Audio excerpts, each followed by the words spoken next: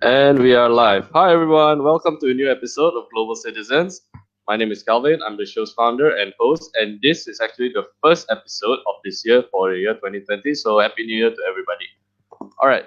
So, this gentleman has actually chatted with me earlier. I've actually posted it in some of my social media. The tagline that I used at that time was he was the only individual that I know that have actually watched the Bulls 3-peat. I missed the second part of it because he was actually living in Chicago then. So okay, so this gentleman here has actually lived in both eastern and western part of the world. He spent his formative years in Hong Kong, Taiwan, and as a result, he is actually able to speak in Chinese. So after You did it. hi, how are?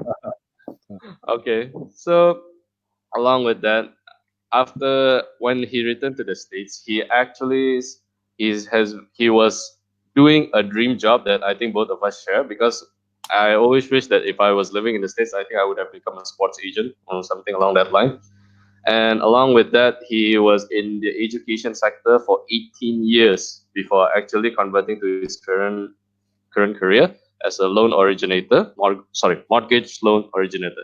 So please welcome Mr. Ben Vogel. How are you, Ben? Welcome to the show. I'm good, man. Happy New Year. Happy New Year to you too.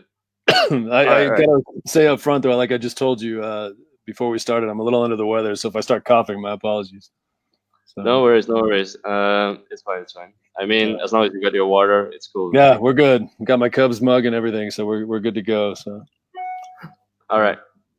Okay, then. So my very first question is actually in relate to a recent event that actually is just something that I watched. It's actually, if you guys haven't seen it yet, Ip Man 4 is actually in cinemas now. So yeah, if you're a martial arts fan, please watch it. And well, yeah, there's English subtitle and stuff, so don't worry about that.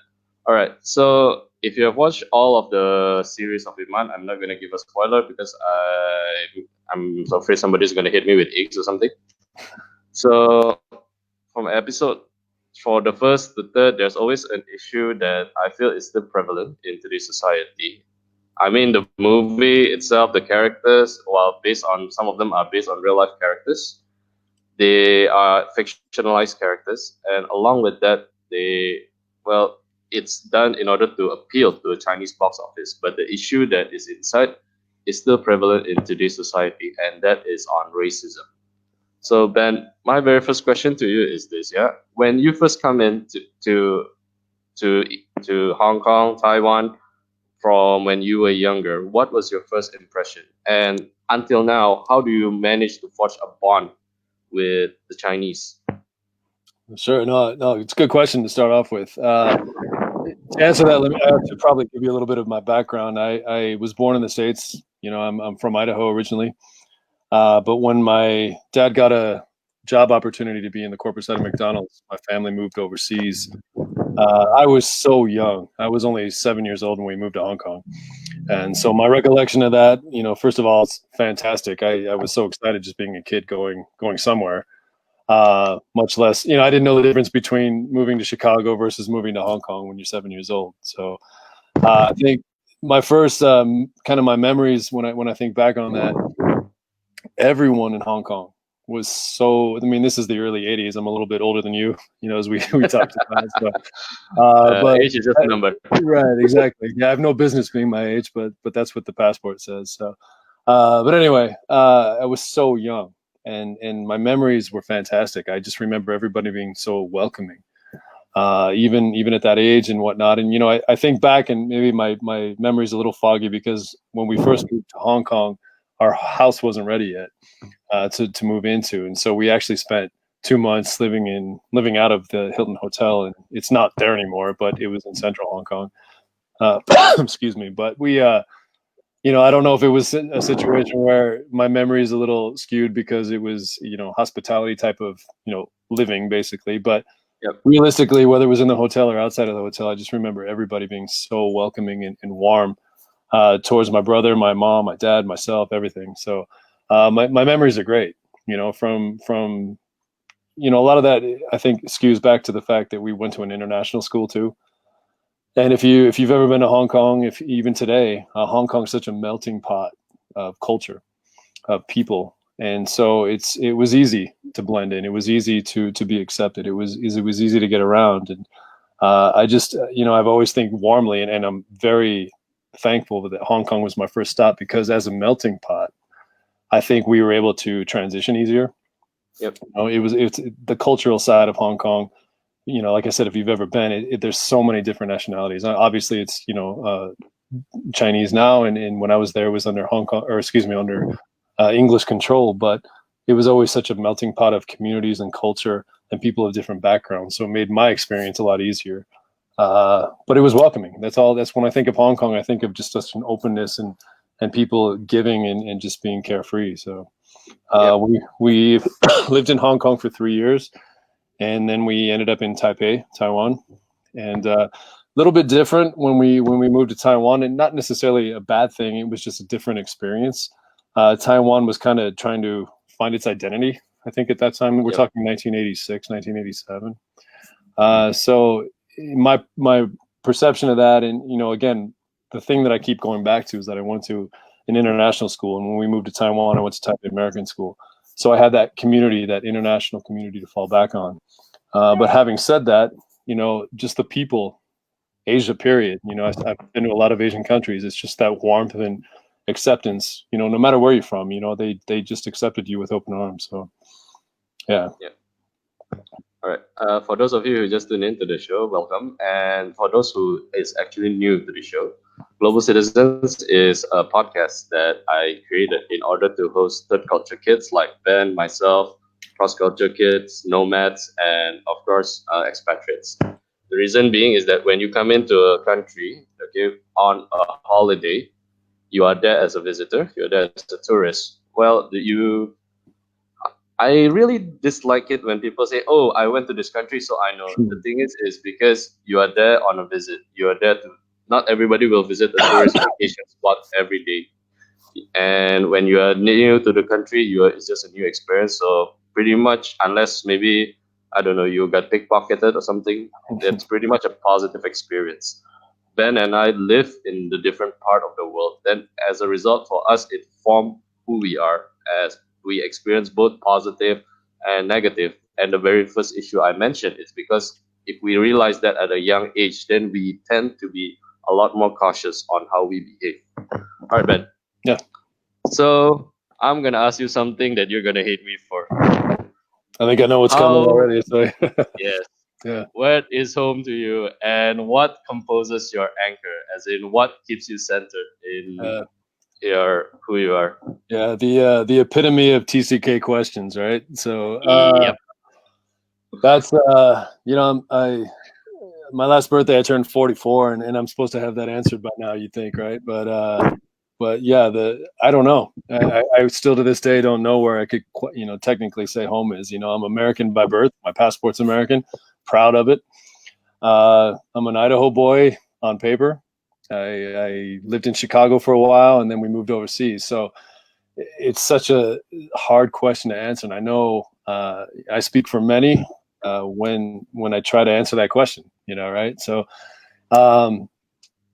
home.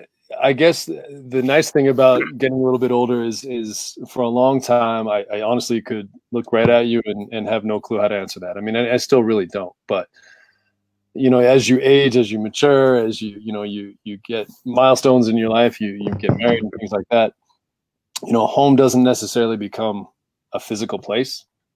Yep. Home to me now, if you had to ask me that a couple of years ago, I would be scratching my head and I wouldn't be able to answer. I'd be saying next question, right? So, and I still, there's a big part of me that still feels that way.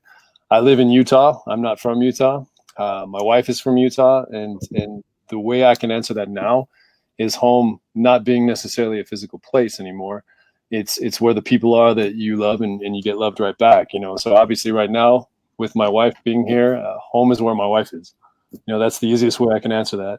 But internally and intrinsically, it's still a tough question after all these years, and then I think most TCKs would probably tell you that. So, yeah. Actually, not most, right? every one of us. Yeah. Well, I mean, I have to, give some of the benefit of the doubt because I know we're going to talk a lot about TCKs in the adaptation process and things like that. But some are content with moving back to their passport country and kind of just turning the page, and that's fine. There's definitely people like that. And I try to be the person for a long time, and it's just something within me. Asia is always going to be part of who I am. You know what I mean? So it's just who I, how I was raised and where I was raised. But both, those that have turned the page and they've created a life and they consider their passport country home again, that's great.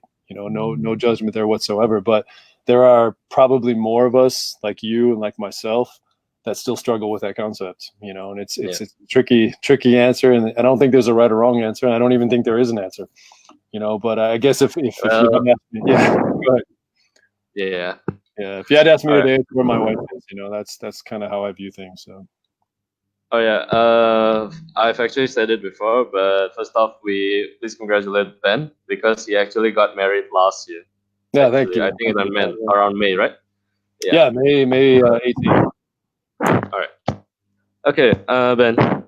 So from Boise, Idaho, so Chicago, now currently Utah, Hong Kong, and Taiwan. Yeah.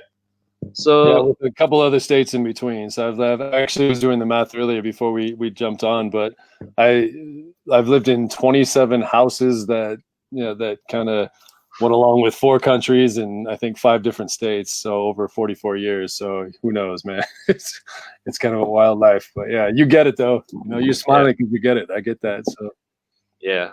All right. So the thing is that Boise itself, from what I know of Boise, is that it's the potato capital of the USA. It is a very rural area. So from that area to a big city like Chicago, Taiwan, Hong Kong, and now you're back in Utah, because these are the more prominent ones for you. Yeah. What is the difference though? Like for big city and small city, how do you think this has actually affected your perspective and your mindset? Because for me, I live in Singapore for 15 years, which is a developed country. I come back to Indonesia, I feel all kinds of stress. It's because at there, when you feel that even though you are just a tiny part, you feel that you're part of the bigger picture. When you're here, you feel big, but the thing is that you don't feel as a part of a picture. How do you think it has affected you, man? Yeah, sure. It's another good question. I think it's realistically, obviously Utah and Boise as well. I'm proud of both those places. I graduated from Boise State University. I'm a proud Bronco. That's where the college is. But I mean, yes, they're definitely in comparison to Chicago or Hong Kong or Taipei or Shanghai. They're definitely considered rural, but it's not backwoods up in the mountains type of thing. They're pretty advanced. Things like that. So I mean, it was an easy transition. But having said that, I think it's a sense of belonging. I think that's the biggest struggle with, I keep referring back to this TCK concept, but that's the biggest issue that I think we all feel. While, I'm proud of where I'm from. I'm proud to be from Boise. I'm proud, even living here in Utah, it's probably the longest I've ever actually lived anywhere. That said, what's my sense of belonging? Because I'm 6'2", I'm a white guy. I've talked about this. We joked about it earlier, but I blend in, no problem. I look the part. I like to think I act the part, but yet intrinsically, within me, I feel more comfortable overseas. And it's one of those odd concepts. If you know me, you know my story, and if you don't, that's okay. But it's just one of those situations where it's a touchy topic, because I'm supposed to be all American and do the things all the quote unquote American things that we're supposed to do. But I do feel like I fit in better internationally, and I think that's a blessing and a curse of the growing up the way I did. So it's just that sense of belonging. Everybody wants to belong somewhere, and I do feel it. Obviously, my wife's here, and I've got great friends that I met after my experiences overseas. And they welcome me with open arms, and they'll be friends the rest of my life. And but it's a tricky topic because it's you always feel like there's that part that's missing.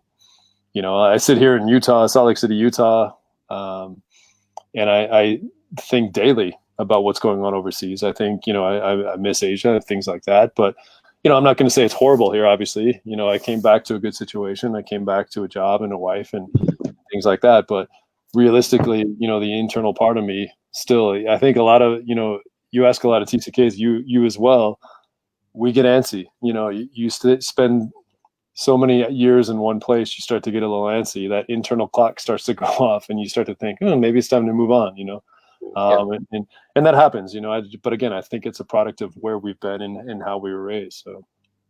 Yep. Okay. Speaking of your job, yeah. So you started off as within an executive or like within the management from a sporting team or sporting agency. Yeah. You transition yourself for 18 years within the education line, and now you're in the finance line. So what makes the career transitions so I fast? wish, yeah, it's a good question. I wish I had a romantic story for you where it was just this epiphany where everything lined up. I started in the business world right out of college. And then I moved to Utah because I graduated with an education background from Boise State, but then I started in the business world, and the basketball league I was working at folded. It was the level right under the NBA, and then I moved back to Utah to get with a teaching position. So to answer your question, I was in education for 18 years. I even ended up back in Shanghai as an administrator at an international school and loved every minute of it. Came back to the States, and realistically, I was a teacher again for a couple of years, and the long story short, it was an economic decision. Teachers in the States don't make a lot of money. It worked. Okay. It worked when I was a single guy, but with a wife and a family, things like that. It's Hopefully just, a family. Yeah, so you just have to kind of look at the big picture, and it's too bad because there's nothing. I loved teaching. I loved being an educator. Actually, since you and I have talked, I think I don't know if I even told you this. Talked previously. I still keep a toe in education because while I am doing the mortgage thing, and it's been a nice little change, and I'm still adapting to it and learning. I think you always learn, but I've kept a toe in education. I come from a baseball background too, and I got hired as a head baseball coach here in Utah. So I've still, while I'm doing the loan officer thing full time, I've still been able to keep a little bit of myself in education, being a head baseball coach. So, yeah. All right. Okay. So for TCKs, right? One of the topic that I've been trying to touch on, and I've actually posted on some of the TCK pages, is that parents aren't able to relate to their TC kids. The thing is because for your case, yeah, for example, your dad moved in as an executive at McDonald's. The reason being is that when he moved overseas, he is already a grown man. He's an adult. He already have all of his mindset. He already have his experience. If he has to, sorry about that. Okay, so when he is when he's overseas, he does have some working difficulties, but for him, that is, he already knows who he is at least. Whereas for your case, you are in your formative years. You are developing who you are, and then you grow up at home. This is how your parents treat you. Maybe when you are in international schools, it is an open community, so it's fine. But the thing is that you will still receive you will still see the ups and downs of living in a country outside of who you are. Yeah. So how do you think that parents who has TC kids who are expats themselves, how do you think they can bond with their children better? Sure. Yeah, it's a good question. It's I keep referring back to my age. I never thought I'd say I'm an old man, but when I first moved overseas, it was a different world, obviously, but kids are kids. We kids and adolescents, they're going to have struggles. It's just it doesn't matter if they stay in their home country, their passport country, they're going to have struggles, which is understandable. It's just that age, and there's going to be probably more than likely when they first move over, there's going to be bitterness involved. They're going to miss their lives that they had, the friends that they had, and that's understandable too. So, I think when it comes to being parents and the advice I could give them, I haven't been a parent of a TCK myself, but I've lived that experience as a TCK, and then I went back over as a professional, and I worked in an international school, and part of my job was to help parents adapt to that. I think it's it's a detailed question or a detailed answer, but it's an honest answer, and I just hit the word. I think you just have to be honest. I think it's okay that you don't sugarcoat things. Things are going to be different. You are going to be different as a family. You're going to be different, and that's it doesn't matter the age. And I think it's okay that parents let their guard down a little bit and let their kid know that they're struggling too. It's not an easy thing to just jump on a plane and go move abroad, and no matter if it's an English speaking country or not. When there's a takeaway of normality, life is very different, and things take time to adapt and get used to. But I think the one thing that people struggle with is they try to paint everything as like roses and unicorns and everything's great. Well, that's not the case. Let's be real here. So I think it's important that parents are real and parents are honest, and there are going to be struggles. There's going to be family struggles, but I think if you're open about emotions and you talk about things and you're upfront right away, it tends to lead to an amazing experience, but I hesitate to say everything's always perfect because it's not, but it's an amazing opportunity and experience, and one I would never trade. It definitely came with struggles, and you have them too. Every TCK does, and family that moves abroad does. But the grand picture, the big picture, I think you'd have a hard time finding a lot of TCKs that regret the way they grew up.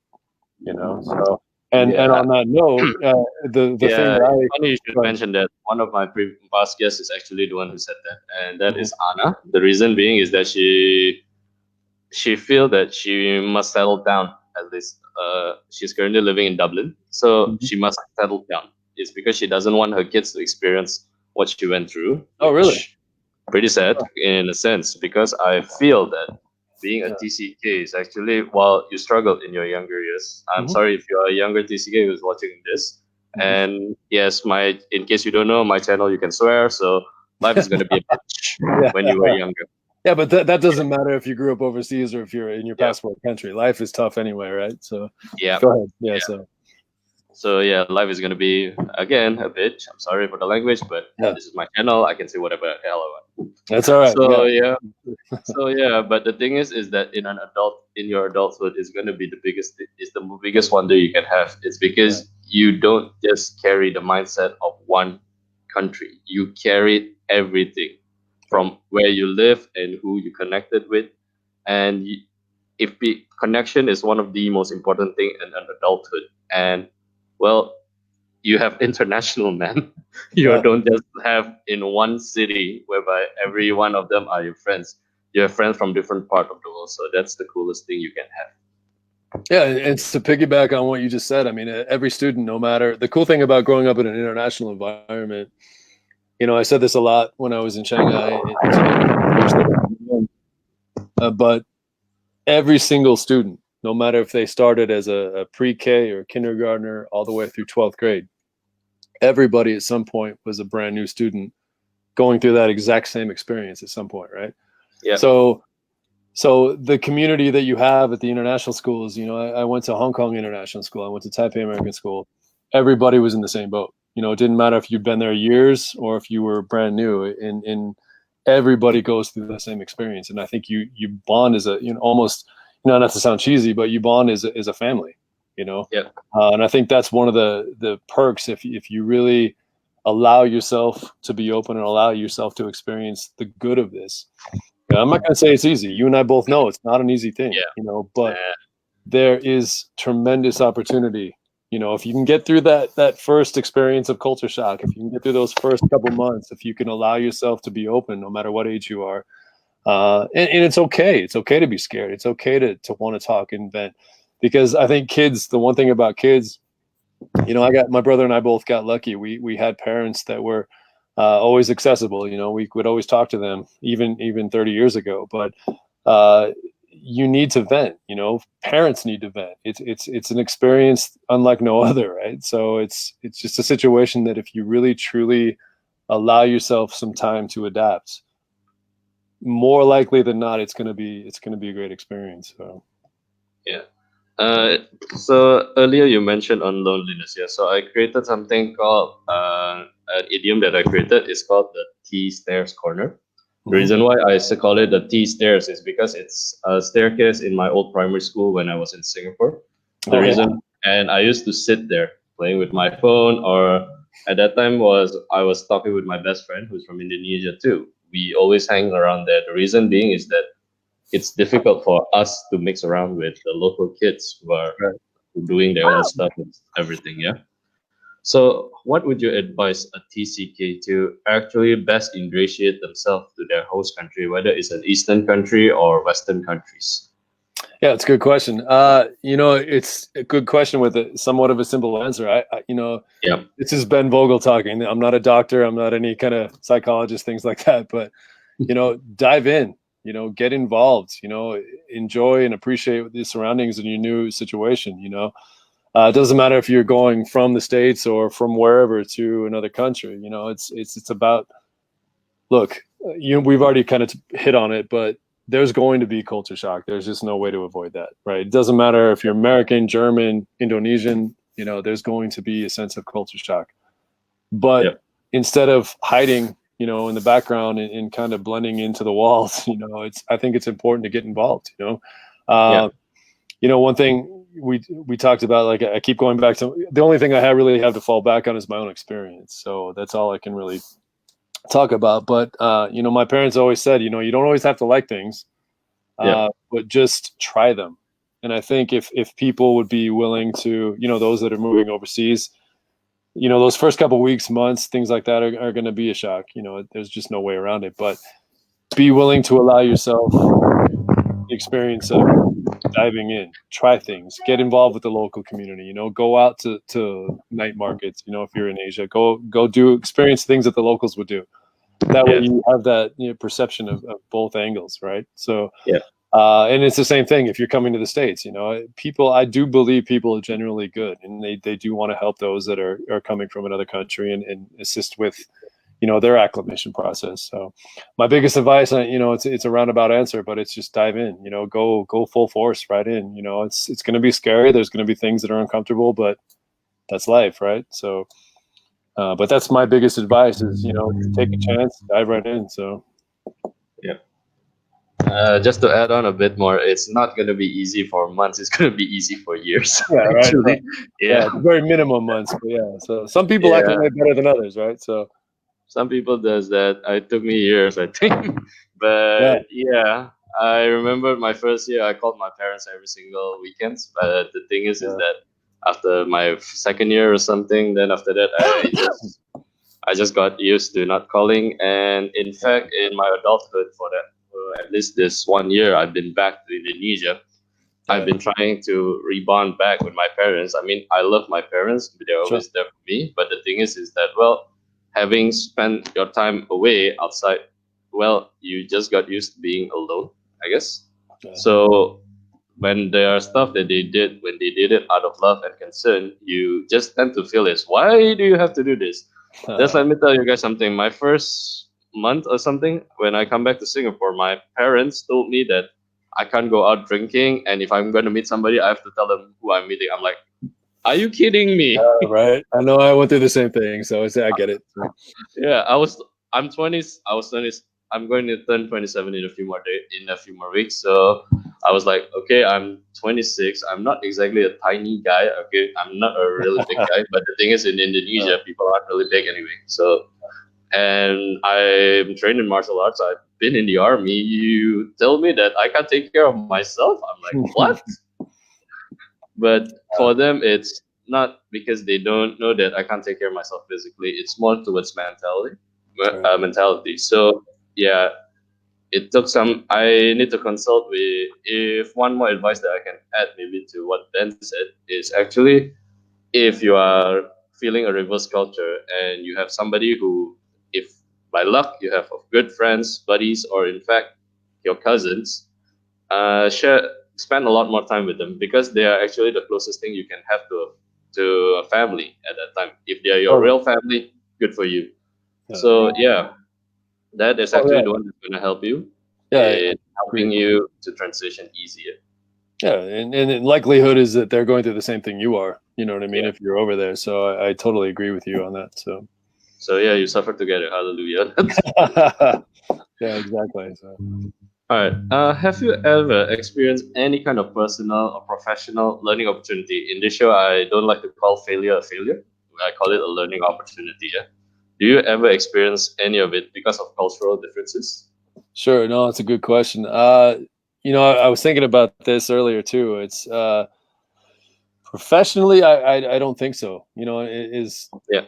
by no means is that meant to be cocky or anything, but I think being a TCK allows you to understand and appreciate and kind of, you know, I guess almost build a bridge between Yeah. cultures, right? Whoever you're working with. So professionally, it was never an issue for me. In fact, I think only on the positive, it helped me. Yeah. Personally, I think that's where you kind of get into a gray situation because as a TCK, especially coming back, to your passport country, we've already talked about this, but you're going to struggle a little bit. Coming back actually Yeah. for me personally was more of a culture shock than actually going over. I know that sounds crazy to a lot of people, but I was 7 when I moved overseas. Now we would come back to the States in the summertime, but I was 17 when I came back for good to go to college, and I struggled. The reason I say personally the biggest failure I feel like I had probably stem with relationships, just in Yeah. a sense that, uh, people either could care less about where you grew up, or Yeah. they truly wanted to understand, but they just couldn't. Right. Yeah. So, you lose a lot of friendships and even the dating world, things like that. It's hard for someone who's lived in one house and grown up in one place to understand living cross culturally. Right. Yeah. And so, yeah, I mean, a lot of relationships didn't work out. A lot of friendships ended just simply not because they were bad people or I was considered a bad person. It was just a situation that there was a misunderstanding, maybe. Um, the one constant, the negative, we've talked. I've tried to be so pro TCK, and I always will be. But the one, probably, the struggle that most of us have, the constant, sadly, is always, you develop it at early age and you realize in an early age that you're going to say goodbye to a lot of people. Yeah. Sometimes there's no prep for that. There's no, you learn one here today, gone tomorrow, right? It's kind of just the world we live in TCK world, that is. But you say goodbye a lot, and sometimes Yeah. those friendships. Luckily, in today's world, there's technology and there's ways to continue those friendships. But the one struggle I had growing up is that you have great friends one year and they were gone the next year. Yeah. And so that's always been an intrinsic struggle. But to answer your question, yeah, I mean, I think individually, professionally, I actually think it helped me. To be honest with Yeah. you, even as a loan officer, I think it's helped me because I can understand where people of different cultures are coming from. Here in the States, it's the same thing. I may not understand their language or understand their specific background, but I can blend the cultures. I've lived in multicultural situations. I've been there. So, but personally, saying goodbye to friends as an 8-year-old, never seeing them again, never hearing from them again, that's tough. And it doesn't always get easier as you grow up. You think it will, but it doesn't. But, I'm married now and it takes a special person. My wife is fantastic. She's from Utah. And she grew up in one house and she's everything that I just got done saying is kind of a tricky situation. But the one thing about her that's been fantastic is she pushes me to not lose my background. She understands that we are background wise we're two different people, but she welcomes that. Luckily she's been able to experience the world, and as a kid she was able to travel a lot, so I think that helped. But she's never shied away from allowing me to be me, and I think sometimes personally, that's the struggle most TCKs go with, is that you always are in that constant state of saying goodbye to people too. Now, life lesson wise, that happens. You're gonna. I think it teaches us at an early age that life's not always fair. We talked about that. You said sometimes life's a bitch, right? So I think you said that. So, but it is. It's not always easy when you're 10 years old and you make friendships and you think they're gonna last forever, and the next year that person's gone. Yeah. But I think from a personal standpoint, it's always been a struggle a lot more than it has from a professional standpoint. So. All right. All right. Ben, my last question is okay. So earlier you mentioned is that for your wife, what she has done is that is that she has been helping you to accept who you are. It's because she Mhm. doesn't want you to lose your background. Yeah. How would you Mhm. advise to somebody who is going to date a TCK? Because the thing is that I think it's not only, I think for myself only, and in fact, there's not only myself. In fact, there's a lot of people who would put in a group chat whereby, or at least in the Facebook page whereby they says, hey, it's difficult for us to date those who are monocultured or those who have only stayed in one house and stuff. So aside from her accepting who you are and makes you sure you remain who you are, what are the things that has your wife done that makes it into finally leading to you settling down? Yeah, I mean, like I said, she's willing to travel. I think both Okay. of us. It's one thing that we found common ground on. Even our honeymoon we spent in Italy. Yeah. Her mom worked for the airlines. Growing up, so even though she didn't necessarily live overseas, she was able to travel internationally and experience international situations. So she wasn't naive in terms of that concept. You know what I mean? So I think that helped. Okay. I've definitely had other relationships where it was a no go. They didn't understand. They didn't get it. Like, why would you travel over there when everything's right here? So, and that's fine. Like I said, I'm not anti anything. It's such a situation where this is who I am. This is what I understand. Luckily, I found someone that could relate to that. Even if it was a touristy way, she could Yeah. relate to that. So I think that definitely helped. So, but like I said, she's never, luckily, you finally find a relationship that, you don't get pushed into a corner and you're supposed to be somebody you're not. I think it's important to allow people to be who they are. So, yeah. Okay, so well, try to find a significant others who have experience like what Ben does. Yeah, there you go. Okay, Yeah, that's I one got way. lucky. I got lucky, man. There's no way around it. Yeah, So, you got lucky. All right, find maybe a significant other that's a stewardess maybe that will help you. there you go. All right, Perfect. Right. There you go. So, all right. I'm just kidding. I'm just kidding. All right. So my last question for you, Ben, is this: what three advices would you give to a TCK or a new TCK who is either in the crossroad of their life or yeah. they just moved into the new country? What would you give and what would you advise them? Sure. No, good question. The first thing, if it scares you, do it. You know what I mean? It's such a easy concept, but it's such a hard thing to live out. But realistically, we talked about this earlier, but every person who moves abroad, no matter where you're from, it's going to be a learning situation. It's not going to be super easy. Just accept the fact that you are moving to a situation that's not going to be easy. But look, if it scares you, do it.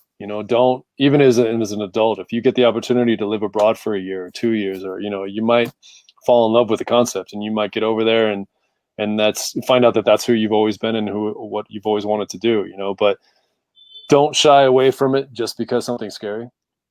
Yeah, Indulge yourself in foreign cuisine, go out to a local market, go out to, get involved with the local community, experience life, man. Life's about living. And I do stress that to the tense. But it's the situation. If it's scary, do it. Don't be. Things aren't going to be easy. Nobody's going to say that's easy. But instead of always wondering what if, dive in, man. Just go try it. You're not going to know until you do it. If it turns out to be a situation that it's just not you and it's not a good place for you and not a good fit, then hey, at least you did it, right? There's no yeah, harm, no foul. Secondly, I would say be patient. When you first, no matter the age you are, as a kid, as an adult, even as a parent with kids, be patient. Those first, you joke that it usually takes years, but you know, give yourself some time to really not. I don't want to say heal because that always puts like a negative, tone to this, and I don't want to say that, but allow yourself to process things. Allow yourself to be sad. Allow yourself to miss home, things like that. But be patient because what I've experienced in my own life, and I'm sure you can probably vouch for this too, yeah, things are always harder before they get easier. And as a yeah, TCK, you're going to have pretty much madness. You're going to be uprooted. You're going to be put in a situation that you never thought you were going to be in. You're going to be in a climate that you never thought saw coming. Nothing's yeah, going to make sense, right? whether it's a language barrier, whether it's just a situation of you don't know the local norms, you don't know the customs, the traditions of the people, allow yourself that time, to first off heal, but realize the situation in the opportunity you've been given. You know what I mean? So it's be patient, but then press through. Because this is such. You growing up in TCK, I think you can vouch for this. Like I said, it's such an amazing opportunity. Yeah. You're not realize it right away when those wheels of that airplane hit ground and you taxi in and you go through customs and you experience things for the first time. It's scary as hell, man. Yeah. I can vouch for that as a grown man. When I went back to Shanghai, I'd been back in the States 20 years, and you think like, oh, no big deal. I'm this 6'2". I'm good. I had culture shock going back there as well, even though that's how I grew up. But you have to give yourself some time. You have to be patient, because if you don't, the downside of that is you're going to miss out on so many amazing opportunities. So that's my second advice. And then probably the third, I'd probably say travel. I know that sounds silly because you're already overseas, right? But I think, when I moved back to Shanghai, the one thing that I loved more than anything was the fact that I was so close to things. We went to, my friends and I went to Hong Kong. We went to Beijing. We saw things. There's not a guarantee that you're ever going to get that moment back. You're ever going to get that opportunity back, right?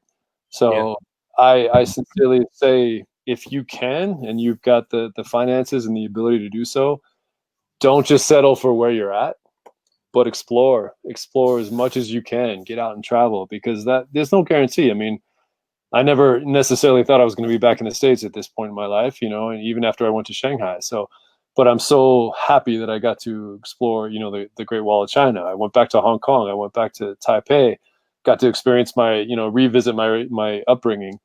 My parents lived in Singapore, after I graduated from high school and came back to the States. So I had that opportunity to go back to Singapore, a culture that I wasn't very, clear with and didn't understand necessarily. But looking back now, so happy I had that opportunity, but travel. So to kind of sum that up, if it scares you, do it. Don't say no just because you're uncertain, right?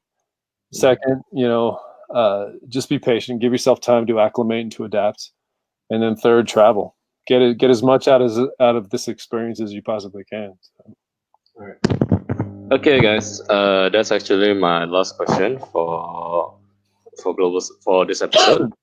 Ben, do you have anything to mention? I forgot to add one part. Ben is actually a podcaster, and he has one of the quirkiest podcast name. It's benthere.org. That's right. Yeah. It's also my blog, by the way. So that's if you have that. So it's the podcast/blog. But yeah. So. Yeah, I saw one of your posts actually in your blog. You forgot to add one guy, and that's Shaq is a TCK. He grew up in Waldflecken, West Germany. Who was that? Oh, Shaquille O'Neal. Shaquille. Yeah, that's true. That's right. He was a military brat, right? Yeah, I think you add Kobe and you add Steve Kerr, who grew up in Beirut, Lebanon. Yeah, that's right. Yeah, that's true. Yeah. And Barack Obama too, right? So. Yeah, he actually grew up in Indonesia. Yeah. So. All right. So yeah, this is actually the end of this episode. So for those of you who maybe you guys want to dive into podcasting, you want to do something like what I am doing here now. So there's in the link in the description box below below Ben's and mine's contact information. There's a link to StreamYard, which is the software that I'm using for this podcast. And there's also something called Canva that will give both of these links will give you $10 off for your first attempt. And well, StreamYard is free, but the thing is that if you ever want to try something new, just go for it, and the option is there. So along with that, do tune in to more episodes of Global Citizens. I'm doing a lot more. I'm trying to do 2 episodes a week, as I've been doing. I'm trying to hit 100 episodes by the end of this year. So along with that, there'll be some cool, interesting guests. So I'm going to be inviting Jay, the TCK. So she has 2,000 followers on her Instagram. She's one of the pioneer to actually allow to create a platform for TCKs to actually create a community. I'll be inviting a good buddy of mine, Mr. George Yossi Samuel, in a future episode. he is known in Twitter as the Bitcoin preacher.